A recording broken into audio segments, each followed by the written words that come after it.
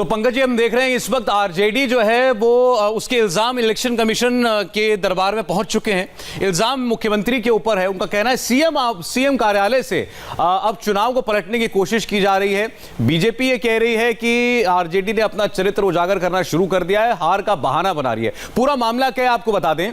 दरअसल इल्जाम आरजेडी का यह है कि बहुत सारी सीटें ऐसी हैं जिन पर उनके प्रत्याशी को विजयी घोषित कर दिया गया।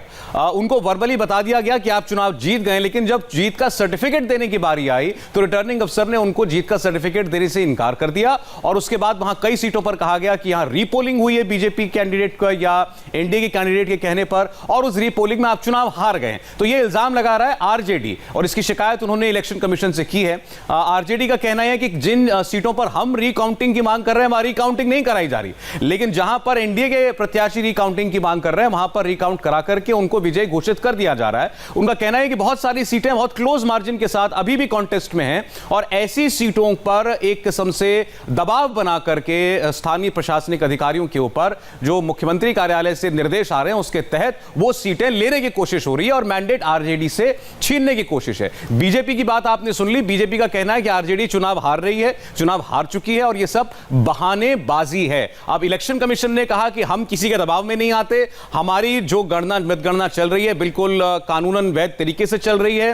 अब तक 146 सीटें हम डिक्लेयर कर चुके हैं, बाकी सीटों पर वोटिंग बहुत तेजी के साथ जारी है और थोड़ी देर में वो सीटें भी डिक्लेयर कर दी जाएंगी। तो एनडीए ने जहां एक तरफ पंकज अपनी जीत का दावा कर दिया है, और अभी एक जानकारी और दी बिहार प्रदेश अध्यक्ष ने कि जो प्रधानमंत्री हैं वो राष्ट्रीय मुख्यालय पर दिल्ली में थोड़ी देर में आ सकते हैं। जी बिल्कुल। और इस बीच बिहार में अगर हम देखें तो 159 जल्दी आंकड़े बदल रहे हैं, सीटों पर नतीजे घोषित कर दिए गए हैं, यानी अब जीत की तरफ बढ़ता हुआ एनडीए नजर आ रहा है। कहीं ना कहीं सौरभ ये बौखलाहट होती है हार के वक्त। हमने देखा है कि इस तरह की चीजें हमेशा निकल कर आती हैं चुनाव के दौरान, जब रिजल्ट्स आ रहे होते हैं तो ये कहीं ना कहीं हार की बौखलाहट अब नजर आनी शुरू हो गई है आरजेडी के नेताओं में। 84 सीटों पर अभी गिनती चल रही है, जिसमें अब वो क्लोज फाइट वाली सीटें बहुत ज्यादा नहीं बाकी हैं। आपको बता दें अब से 1-1.5 घंटा पहले तक ऐसी बहुत सारी सीटें थी जहां पर 500 से कम मार्जिन पर, 1000 से कम मार्जिन पर सीटें चल रही थी। पवन वो लगातार सीटें आपके लिए निकाल रहे हैं। पवन, अब क्लोज मार्जिन वाली सीटें कितनी हैं? जी, क्लोज मार्जिन वाली सीट की अगर हम बात करें तो फिलहाल एक इकलौती सीट है, और अगर राउंड की बात करें तो नतीजे अब लगभग कंप्लीट होने वाले। कहीं 2 राउंड बचे हैं, कहीं 3 राउंड बचे हैं। कुल मिलाकर 5 सीटें ऐसी है जहां पर 10 से ज्यादा राउंड है। लेखा में 19 राउंड बाकी हैं, सुपौल में 17, बनमनखी में 14, कटिहार में 11 और कसपरी में 14 राउंड की बाकी है।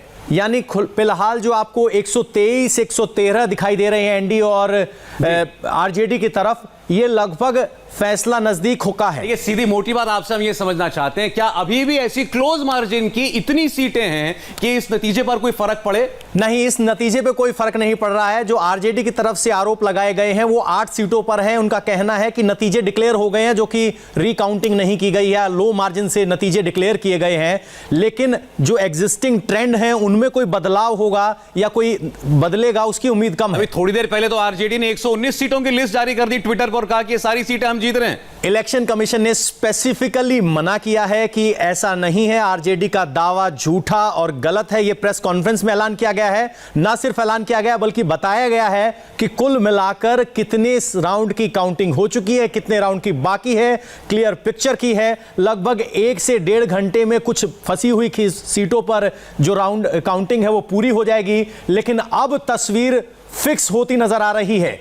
एनडीए 123 कहीं ना कहीं अब साफ तौर पे कहा जा सकता है बिहार का ये जो चुनाव हमने देखा, अब तो चूंकि बिहार रहे भी, तो ये बहुत ही इंटरेस्टिंग फाइट हुई है। अगर दोनों दलों की बात करें, हम एनडीए और आरजेडी की बात करें, बिल्कुल नजदीकी मुकाबला जिसको कह रहे थे। बहुत से एग्जिट पोल ने एकदम आरजेडी के पक्ष में हवा दिखाई थी, लेकिन ऐसा नहीं हुआ। और आप आज सारा दिन ये गिनती चलती रही। 30 सीट लगभग ऐसी थी जिनका फासला 1000 से कम था। तो सोचिए कितना करीबी मुकाबला था। और यहां देखिए, जिसका हम लोग अभी जिक्र कर रहे थे कि ये जो 119 सीटें जीतने का दावा आरजेडी ने किया था, वो लिस्ट निकाली थी बकायदा, उसको इलेक्शन कमीशन ने बिल्कुल गलत बताया और उन्होंने कहा कि ऐसा कुछ नहीं है कि 119 सीटें जीत रही थी या जीत चुकी थी आरजेडी। दरअसल फिर एक बार आपको बताते हैं पूरा विवाद क्या। आरजेडी की तरफ से इस पूरे मामले को अब एक टेक्निकल रंग दिया जा रहा है। आरजेडी अपनी तरफ से कुछ सीटों पर दोबारा गिनती की मांग करी है। ये एक आम प्रक्रिया है। अब हमने हमेशा देखा जहां पर भी मार्जिन बहुत कम होता है वहां पर हारने वाली पार्टी रिकाउंट की मांग करती है। अब ये होता है रिटर्निंग अफसर के ऊपर, जहां तक मेरा जानकारी है कि वो रिकाउंट के लिए अनुमति देते हैं या नहीं देते हैं। आरजेडी का कहना यह है कि हमारे कहने पर रिकाउंट नहीं हो रहा, लेकिन जहां पर एनडीए का प्रत्याशी पिछड़ रहा है वहां उसके कहने पर रिकाउंट हो रहा है और उसको विजयी घोषित कर रहे हैं। जी बिल्कुल, आपने देखा होगा पहले चुनाव में ईवीएम पर बात हो रही थी, लेकिन अब ईवीएम से कदम आगे बढ़ते हुए आरोप डीएम पर लग रहे हैं। आरजेडी ने सीधे कहा है कि डीएम के जरिए, ईवीएम नहीं तो डीएम, ईवीएम नहीं तो डीएम, तो डीएम पर आरोप लग रहे हैं। लेकिन आपको ये समझना होगा जो आरोप हैं वो इसलिए ज्यादा हैं क्योंकि मामला इतना नजदीकी है कि हारने वाला एक्सेप्ट नहीं कर पा रहा है कि 1000 से नीचे, 500 से नीचे, 2000 से नीचे कैसे फैसला हो पा रहा है। फिर एक बार बता दीजिए क्लोज कॉन्टेस्ट की सीटें कितनी हैं? अगर ऐसी 10-12 सीटें हैं जो अभी भी किसी और जा सकती हैं, मार्जिन मान लीजिए चंद 100 है या 1000 से कम है, तो हम कह सकते हैं अगर 10 राउंड की काउंटिंग बाकी तो चलिए किधर भी चली जाएंगी। ऐसी सीटें नहीं बची अब। नहीं, सिर्फ एक सीट है जिसमें कुछ मार्जिन बहुत ज्यादा क्लोज है। इसके अलावा अब मार्जिन 2000 से ऊपर चला गया है और जिस तरीके से पूरे चुनाव के नतीजे कहें कि बहुत सी सीटें क्लोज मार्जिन वाली रही हैं, अब यह उम्मीद करना कि वो पलट जाएगा ऐसा मुश्किल है। 4-5 सीटें ऐसी है जहां पर 10 से ज्यादा राउंड बचे हैं, बाकी में 5, 4, 3, 2 राउंड बाकी हैं। एक बार जरा हम इलेक्शन कमीशन की बात आपको फिर सुना दें।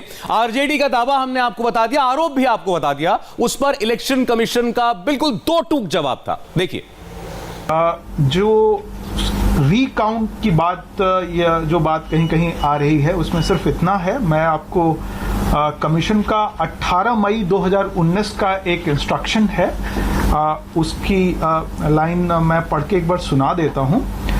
Where the margin of victory is less than the number of postal ballot papers rejected as invalid at the time of counting, all the rejected postal ballot papers shall be mandatorily, I repeat, mandatorily re-verified by the returning officer before declaration of result. Whenever such re-verification is done, the entire proceeding should be videographed as per instructions of commission. So this is the existing instruction issued on 18th May 2019.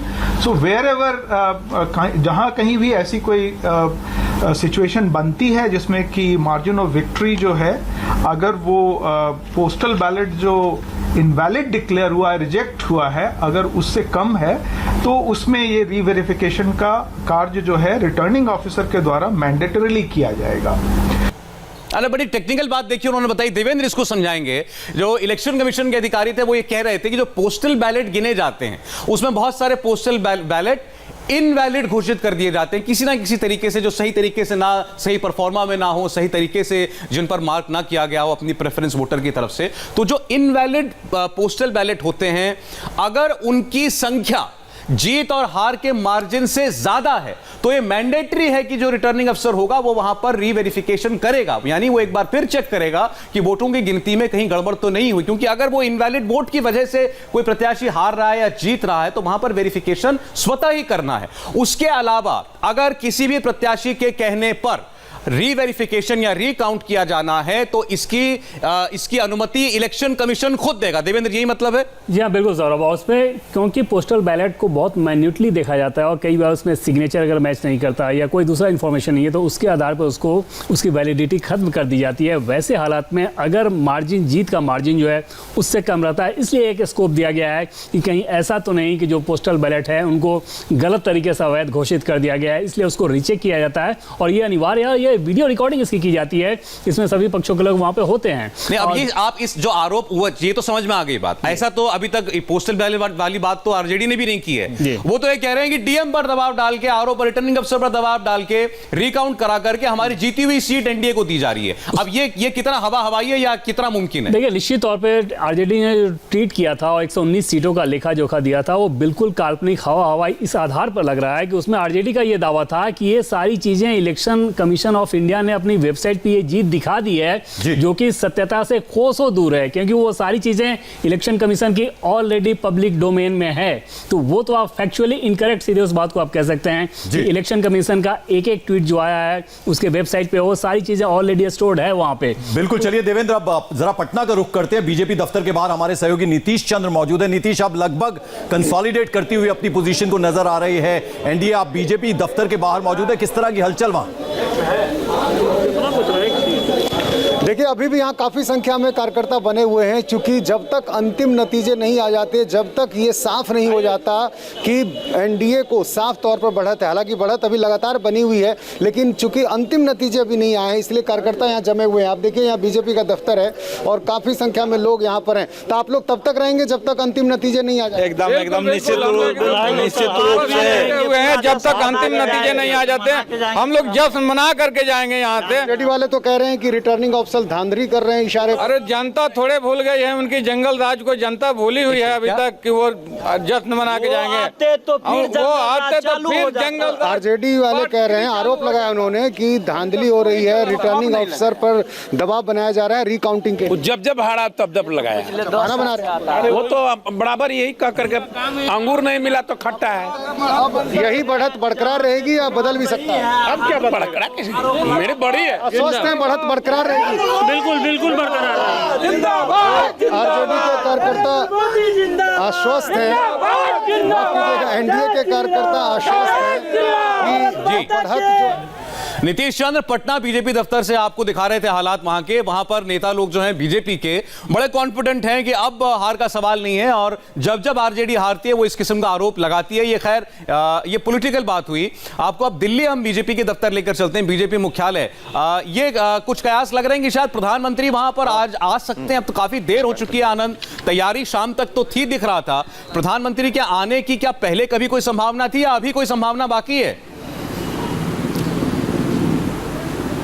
नहीं, अब कोई संभावना नहीं है। कल शाम को अब 4 बजे करीब बीजेपी हेडक्वार्टर में बिहार की जीत का जश्न मनाया जाएगा। बीजेपी ये मान के चल रही है कि वहां पर एनडीए गठबंधन की सरकार बनने जा रही है। और यहाँ पे जो अभी अनाउंस किया गया था, स्टेज से बताया गया था कि जो मेजोरिटी हमको चाहिए वो मेजोरिटी हम पा चुके हैं, गठबंधन को मिल चुकी है। लेकिन मतगणना भी चूंकि चल रही है, अभी 1.5 से 2 घंटा और लगेगा। लिहाजा जो आज जो जश्न मनाना था उसको कल के लिए टाल दिया गया। कल शाम को 4 बजे बीजेपी ऑफिस में यहीं पे जो मंच आप देख रहे हैं, यहीं पर कल प्रधानमंत्री नरेंद्र मोदी, बीजेपी के राष्ट्रीय अध्यक्ष जेपी नड्डा समेत तमाम जो पार्लियामेंट्री बोर्ड के सदस्य यहाँ मौजूद रहेंगे। और अभी भी बीजेपी हेडक्वार्टर में जो दिल्ली बीजेपी के पदाधिकारी हैं वो कल की जो यहाँ तैयारियां रहेगी, कल की जो जश्न की तैयारी है उसको लेकर यहाँ पे डिस्कस कर रहे हैं।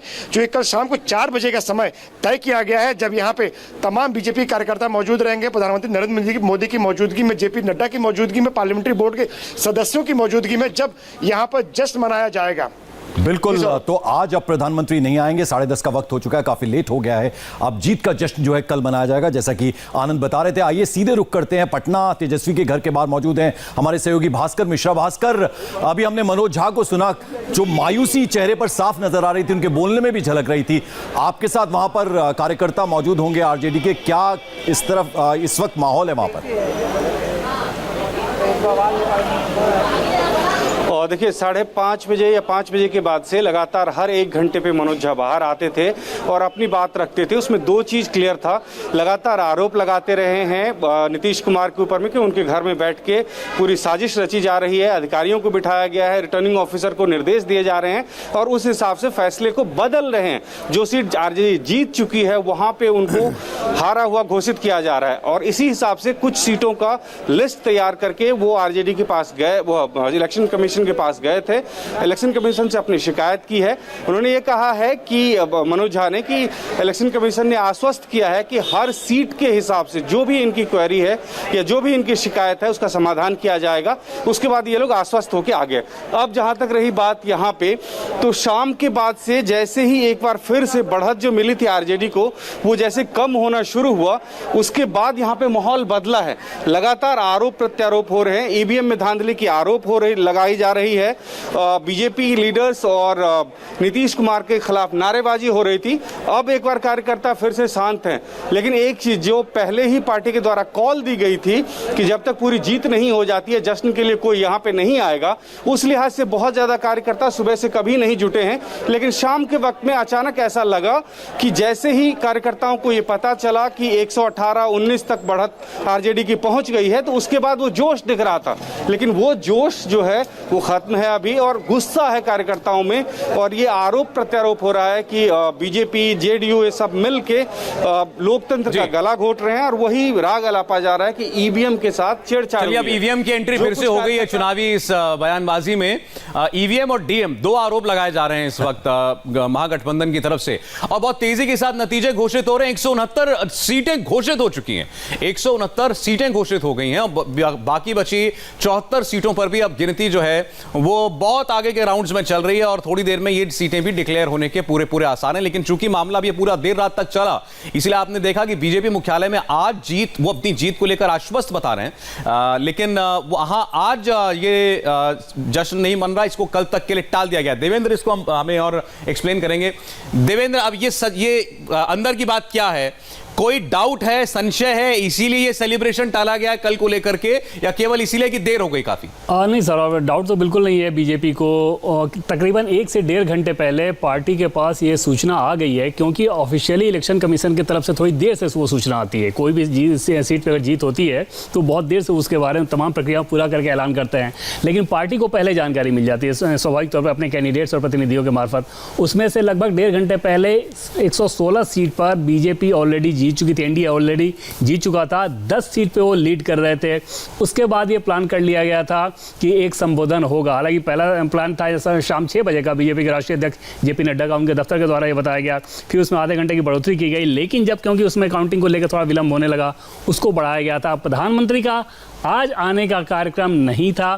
प्रदेश अध्यक्ष संजय जायसवाल ने जो कुछ कहा है, शायद उनके पास वो इन्फॉर्मेशन नहीं पहुंची होगी, क्योंकि पीएमओ से जब हमने चेक किया था 2 टूक शब्दों में ये मना कर दिया गया कि आज ये नहीं, और ये होना भी नहीं था कि जब प्रक्रिया चल रही है तो वैसी स्थिति में ये कैसे संभव है कि देश के प्रधानमंत्री आके वहाँ पे सेलिब्रेशन। कहीं ना कहीं आपने सस्पेंस खत्म कर दिया। अभी जो आंकड़े हैं 122 और 113 की जो टैली, आपने कहा कि इलेक्शन कमीशन के पास सूचना थोड़ी देर में आती है, लेकिन बीजेपी को कहीं ना कहीं, एनडीए को क्लैरिटी है कि वो इस चुनाव को जीत चुके हैं। जी हाँ, एनडीए के जितने नेताओं से मैंने बात की है वो सारे सब कुछ ये कह रहे हैं कि अब जो भी प्रक्रिया थी वो पूरी हो चुकी है, अब यहाँ से पीछे हटने का कोई मतलब नहीं होता। हमारी सरकार बन रही है, इस बात को लेकर उनके अंदर कोई डाउट नहीं है। और जो पोडियम बनाया गया है बीजेपी दफ्तर में, वहाँ पे बाकायदा धन्यवाद बिहार के नाम से वो पोडियम तक बनवा लिया गया है। जी सर।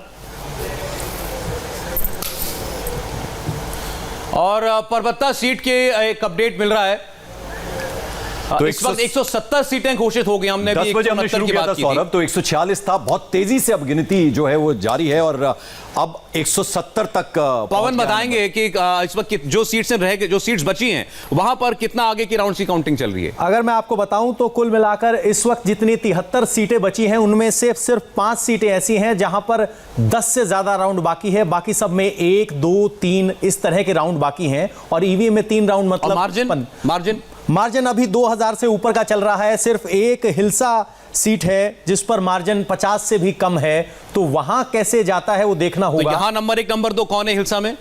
माफ कीजिए, वो डेटा आप निकाल लीजिए, आप वो डेटा निकाल लीजिए, आप वो निकाल लीजिएगा आराम से। तो मतलब अब बिल्कुल क्लोज कॉन्टेस्ट की तो एक ही सीट बाकी है। बिल्कुल। और हिल्सा की जो फाइट है वो ट्रायंगुलर है, नालंदा की वो एक सीट है हिल्सा, और आमतौर पर यह माना जाता है वहां पे कि एनडीए मजबूत स्थिति में रहेगी। मुझे ऐसा लग रहा है कि वो आंकड़े देखने होंगे कि ट्रायंगुलर सीट के चलते अभी तक इतना फंसा हुआ वो सीट दिख रहा है। देवेंद्र, ये एनडीए का जो खाता है 123 से घटकर 122 हो गया, एलजेपी एक बढ़ गया, 0 से 1 हो गया है।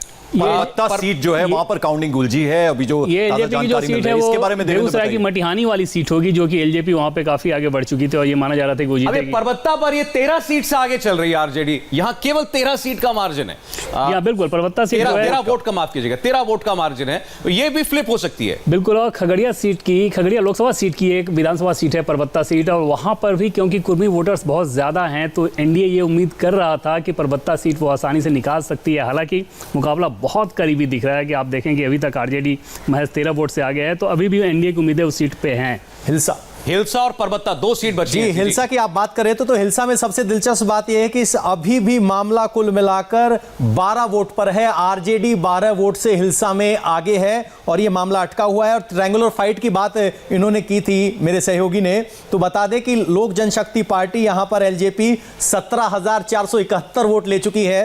फिलहाल जो कैंडिडेट लीड कर रहा है उसके पास 61,848 वोट हैं जो कि जनता दल यूनाइटेड के हैं। तो कहें कि माफ कीजिए 16 वोट से जेडीयू आगे है हिल्सा सीट पर। हिल्सा पर जेडीयू आगे है और दूसरी सीट पर परबत्ता की सीट पर आरजेडी आगे है जी। दोनों सीटों पर मतलब बराबर इवन कॉन्टेस्ट जो है वो इस वक्त चल रहा है। अब देखिए ये दोनों सीटें किस ओर जाती हैं सवाल लेकिन इस वक्त ये है ये 2 सीट भी अगर हम मान लें तो क्या इन 2 सीट से महागठबंधन का काम बनता है? सवाल सबसे बड़ा यही है। अगर ये दोनों सीटें आप आरजेडी, एक सीट पर तो आरजेडी लीड कर ही रही है तो वो ऑलरेडी 113 में जुड़ी हुई है और एक सीट अगर जेडीयू वाली भी जुड़ जाए तो 114 पहुंच जाएंगे। पंकज 173 पर रिजल्ट बिल्कुल, और ये नंबर बहुत तेजी से बदल रहा है। 146 जब 10 बजे थे तो था और 173 हो गया। केवल 70 सीटों पर गिनती जारी है तो यानी अब बहुत तेजी से ये नंबर्स बदल रहे हैं। बिहार में 173 सीटों पर नतीजे घोषित किए जा चुके हैं। सबसे नीचे अगर आप टेलीविजन स्क्रीन पर देखेंगे तो किसके पार्टी के खाते में कितनी सीटें आ रही हैं और वो आपको साफ उसमें क्लियर हो जाएगा। ये बताइए इसमें से कोई ऐसी सीट तो नहीं है देवेंद्र जहां पर सुबह तक रिजल्ट के लिए इंतजार करना पड़े? ऐसा बिल्कुल नहीं लग रहा। और एक चीज़ और मैं आपको बताऊं, जैसा कि मैं ये पहले ये कह रहा था कि पार्टी के पास इंफॉर्मेशन पहले आ जाती है तो उस लिहाज से बीजेपी के पास ऑलरेडी ये इंफॉर्मेशन आ चुकी है कि 121 सीटों पे हमारी जीत हो चुकी है।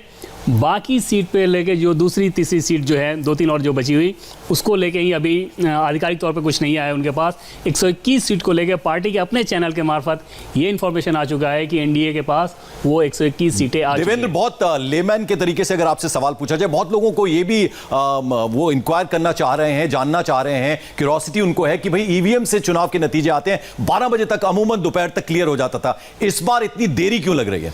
एक तो उसमें नंबर्स बहुत ज़्यादा बढ़ाए गए थे कोरोना प्रोटोकॉल को लेकर क्योंकि बूथ की संख्या बढ़ाई गई थी तो उसी लिहाज से इनके नंबर्स भी बढ़ाए गए और उसमें क्योंकि हर एक राउंड के बाद आपको तमाम प्रक्रिया का पालन करना होता है तो उसमें बहुत ज़्यादा वक्त लग रहा है। ये सिर्फ और सिर्फ उसके चलते और पहले ही चुनाव आयोग ने ये साफ कर दिया था कि आज की जो काउंटिंग है इसमें थोड़ा ज़्यादा वक्त लगेगा। चलिए यहाँ छोटा सा ब्रेक लेना है देवेंद्र। हमें 173 सीटों पर नतीजे आ चुके हैं, केवल 70 सीटें बाकी हैं। ताज़ा अपडेट हम आपको दिखाएंगे। एक छोटा सा ब्रेक यहाँ ले रहे हैं, फौरन वापस हाजिर होते हैं।